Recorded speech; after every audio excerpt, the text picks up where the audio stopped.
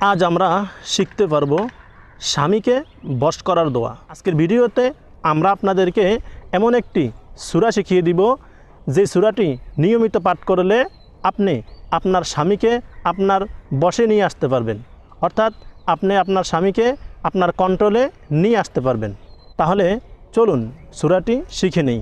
সূরাটি হলো পবিত্র কোরআনের একদম ছোট্ট একটি সূরা, সূরা কাউসার। বিসমিল্লাহির রহমানির রহিম। ইন্না আ'তাইনাকাল কাউসার ফাসাল্লি লিরাব্বিকা ওয়ানহার ইন্না শানিআকা হুয়াল আবতার।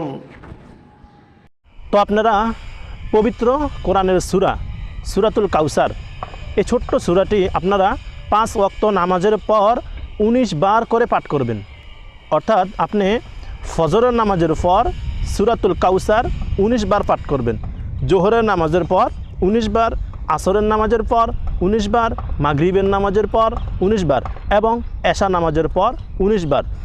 এভাবে যদি আপনি নিয়মিত পাঠ করতে থাকেন, আশা করা যায় ইনশাআল্লাহ আপনার সংসারে সুখ শান্তি চলে আসবে।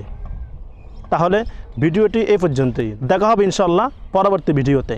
আসসালামু আলাইকুম ওয়া রাহমাতুল্লাহি ওয়া বারাকাতুহু।